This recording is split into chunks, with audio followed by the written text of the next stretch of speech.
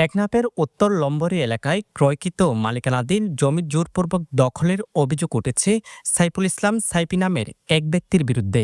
এই ঘটনায় ভুক্তভোগী পরিবার টেকনাফ থানায় একটি লিখিত অভিযোগ দায়ের করেছেন। ভুক্তভোগীদের দাবি, জমিটি আগে একটি পরিত্যক্ত পাঠাগারের অংশ ছিল। প্রকৃত ওয়ারিশরা আইনানুগভাবে জমি বিক্রি করলেও অভিযুক্তরা ভুয়া ওয়ারিশ সৃষ্টি করে দীর্ঘদিন ধরে দখলের চেষ্টা চালিয়ে আসছেন। এমনকি 7 লাখ টাকা ছাড়া দাবি করা হয় বলেও অভিযোগ তাদের। আমি যখন সৌদি আরব থেকে আইছি, আমার কাছে 7 লক্ষ টাকা চাইছি। আমার ভাই কে বলছে 7 লক্ষ টাকার কথা, চাঁদা চাইতেছে। এই সিলেনে বিচার করছে, ওই চেয়ারম্যানে যাচাই করছে, বিচার করছে, সবাই আমার পক্ষে রায় দিছে। ওরা বুয়া করছে। মেম্বার আছে, মেম্বার থেকে যাচাই করতে পারেন। আর এলাকার মান্যগণ্য যারা মুরব্বী আছে সবাই থেকে যাচাই বাছাই করছে, চেয়ারম্যান, মেম্বার সবাই। ঠিক আমার কাগজপত্র সব কিছু ক্লিয়ার। আমার এরা হয়রানি করতে আছে যে টাকা দিই নাই, এই কারণে আমরা ওয়ারিশ থেকে নিছি। নেওয়ার পরে সাহেবী এবং ওই মৌলভী জাফর ওরা আরেকটা ওয়ারিশ বানাইয়া ওরা নিছে। আর নেওয়ার পরে এসিলেন্ডের কাছে যখন নামজারির জন্য গেছে, এসিলেন্ড দুইটা ওয়ারিশ সনদ দুই রকম দেখতেছে। দেখার পরে এসিলেন্ড আবার ইউনিয়ন পরিষদে লিখিত দিছে যে রিপোর্ট দেওয়ার জন্য চেয়ারম্যান বরাবর। চেয়ারম্যানের রিপোর্ট দিছে যে ওই ওয়ারিশটা ভুয়া, ওই নামে কোনো মেয়ে। যাচাই বাছাই করার পরে মেম্বারকে দিছে যাচাই করার জন্য, মহিলা মেম্বার এবং পুরুষ মেম্বার আমাদের ওয়ার্ডের। ওরা যাচাই করছে, এলাকার মুরব্বীদের কাছ থেকে যাচাই করছে। যাচাই করার পরে ওইটা ওদের ওয়ারিশ না যে সেটা প্রমাণ হয়েছে। আমাদেরকে লিখিত দিছে, কাগজ আছে। আমি নাকি ওদেরকে 7 লক্ষ টাকা দিতাম, ওরা একটা বাইরে বলে জায়গা নিবে। সমুদ্রের গর্জনে ভিন্ন স্বাদের সামুদ্রিক খাবারের ভরপুর আয়োজন উপভোগ করতে আজই চলে আসুন প্যাসিফিক বিচ লাউঞ্জ ক্যাফে কক্সবাজারে। সাংবাদিকতাকে পুঁজি করে ওরা নিউজগুলা করতেছে, কারণ আমাদের সাথে, আমরা সংবাদকর্মীর সাথে খুব ভালো ব্যবহার করি। অতীতে অনেক দিন আমরা একসাথে যারা সাংবাদিক আছে, খুব ভালো সম্পর্ক আমার সাথে। ওরা জানে আমি কিরকম মানুষ। তদন্তপূর্বক ওরা যদি জায়গা পেয়ে থাকলে অবশ্যই আমাদের কোনো চাহিদা নেই, ওখানে আমরা ছেড়ে দেবো। অন্যদিকে ওয়ারিশদের ভাষ্যমতে পাঠাগারটি দীর্ঘদিন ধরে বন্ধ থাকায় তারা স্থানীয় বাসিন্দা অলি আহমদের কাছে জমি বিক্রি করেন। অন্য কারো মালিকানা দাবি সম্পূর্ণ ভিত্তিহীন বলে জানান তারা। যে পাঠাগার দাবি করছে এটা প্রকৃতির জমিনের মালিক না। এই জমিনের প্রকৃতির মালিক হলেন আরো ওয়ারিশ উত্তরে।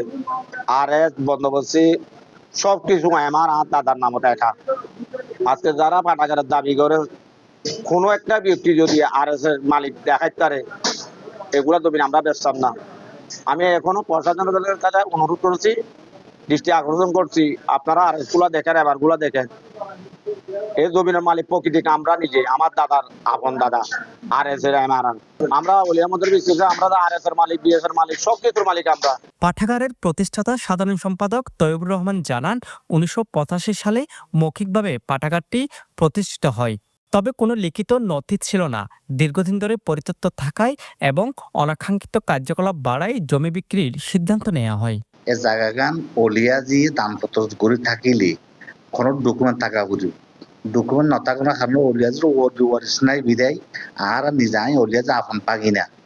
আর অলিয়া মতো আর জায়গা কি গুই ফেলে বেঁচে ফেলাই। 1985 পাঠাগার কি হইল শুরু হই, তখন হইতে প্রতিষ্ঠাতা সভাপতি ছিল মৌলানা আব্দুল সাহেব, আইনকান্দের সেক্রেটারি। সেই তরিরে এই পর্যন্ত আর তত্ত্বাবধান আসছিল। ইয়ার অলিয়াদের পক্ষ তখন আর কিনা ভাই ডকুমেন্ট ন পাই। সুতরাং আরো অলিয়াজির কোনো ওয়ারিশ না থাকার আরো ওয়ারিশের অলি আহমদ খুললামের বেশি বেলাই, তারা হেবাব মালিক। এদিকে ইউপি সদস্য জালাল আহমদ বলেন, জমিটি আগে পাঠাগার হিসেবে ব্যবহৃত হলেও দীর্ঘদিন বন্ধ থাকায় বিক্রি করা হয়। উপজেলা ভূমি অফিস ভুক্তভোগীদের পক্ষে ডিগ্রি দিয়েছে বলেও জানান তিনি। জমিটা অলি আহমদের ওয়ারিশে বিক্রি করছে। যারা দেলোয়ার আছে, দেলোয়ারের বোনের নাম তো আমি জানি না, দেলোয়ারের বোনকে বিক্রি করছে। এখন বর্তমান ওয়ারিশ গুলো এখন বর্তমানে আছে। অলি আহমদ ছেলে মেয়ে না থাকার কারণে অলি আহমদের বোনেরা কি হয়ে গেছে, ওইখানে মালিক বনে গেছে। অলি আহমদের কোনো ছেলে মেয়ে না থাকার কারণে আমি জানি।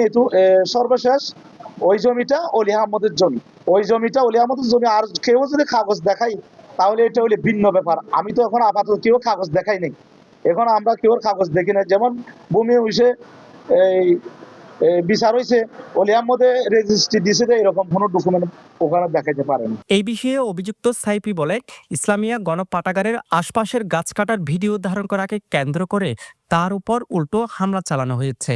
ওখানে বড় বড় গাছ ছিল, গর্জন গাছ, তারপরে আম গাছ সহ বিভিন্ন গাছ আছে, এগুলো কেটে নিয়ে গেছে। নিজের এলাকার ৪৫ বছর ধরে একটি ইসলামিক গণপাঠাগার এই জায়গায় অবস্থিত ছিল। এই জায়গাটি একেবারে এভাবে চোখের সামনে কেটে নিয়ে যাবে, এটা কেন জানি মনে আমার খুব খারাপ লেগেছে। খারাপ লাগার পরে আমি সরজমিন গেলাম, যাওয়ার পরে আমি সাংবাদিক হিসাবে ভিডিও শুরু করেছি, ভিডিও করতেছি। এই অবস্থায় আইসা আমাকে উত্তর লম্বুরি এলাকার মরহুম আলহাজ কুল্লা মিয়ার পুত্র হামলা করে আমাকে শারীরিকভাবে আঘাত করার চেষ্টা করেছে। এ বিষয়ে টেকনাফ থানার ওসি বলেন, ঘটনাটি তুচ্ছ, এটি নিজেদের মধ্যে সমাধান হয়ে যাবে বলে তিনি আশা প্রকাশ করেন। এটা ছোটখাটো বিষয়, এটা ওনারা সমাধান করে ফেলবে না। News desk, পেনুয়া।